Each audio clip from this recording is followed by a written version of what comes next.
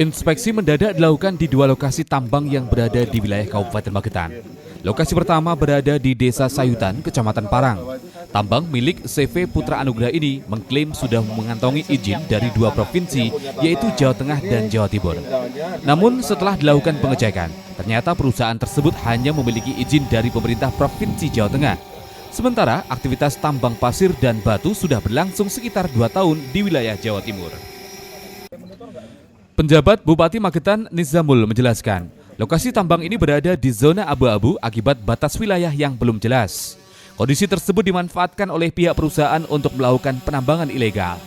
Selain tidak mengantongi izin resmi, aspek lingkungan seperti AMDAL juga tidak dipenuhi karena tidak ada reklamasi pasca tambang.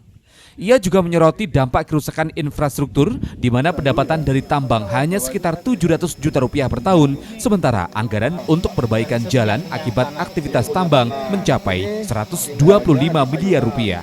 Jadi fakta yang kami temukan di lapangan ini benar adanya ada penyalahgunaan tempat gitu ya, objek. CP-nya ada, tapi memang nih salah satunya kelemahannya itu adalah batas wilayah kita belum jelas. Nah, karena batas wilayah itu belum jelas, inilah yang dimanfaatkan oleh para pengusaha masuk di zona abu-abu gitu. Oke, nggak apa-apa ya, karena kemudian legal standingnya belum ada ya. Yang kedua, ini dampaknya juga terhadap lingkungan.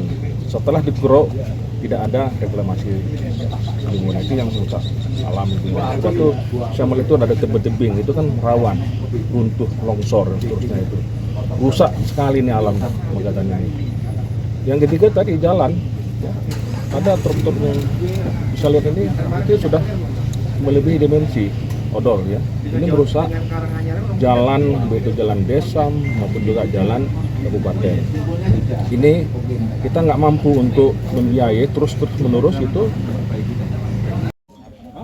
Ketua Asosiasi Tambang Magetan, Joyo Supriyanto menambahkan, pihaknya hanya menerima laporan dari satu lokasi tambang saja. Untuk lokasi kedua yang berada di Desa Taji, Kecamatan Karas, tidak pernah ada laporan baik ke pihak desa maupun ke asosiasi.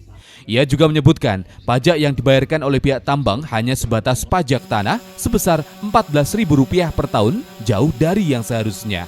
Beberapa hari lalu itu lokasinya izinnya Jawa Tengah, masuk di wilayah Jawa Timur. Itu kami kemarin untuk memklarifikasi masalah izin. Jadi ini sementara masih tutup semua, jadi selesaikan semua administrasinya. Clear, ada izin lengkap, tidak melanggar aturan yang berlaku, baru monggo silahkan bekerja. Di lokasi kedua, tambang pasir seluas 10 hektar yang berada di Desa Taji, Kecamatan Karas, belum memiliki perizinan lengkap dari pemerintah Provinsi Jawa Timur. Izin yang dimiliki hanya sebatas surat izin penambangan batuan atau SIPB.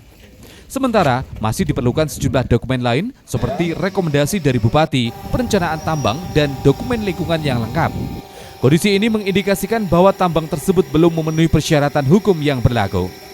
Menanggapi pelanggaran tersebut, pemerintah Kabupaten Magetan menginstruksikan penutupan sementara dua lokasi tambang yang disidak hingga seluruh perizinan yang diperlukan dilengkapi.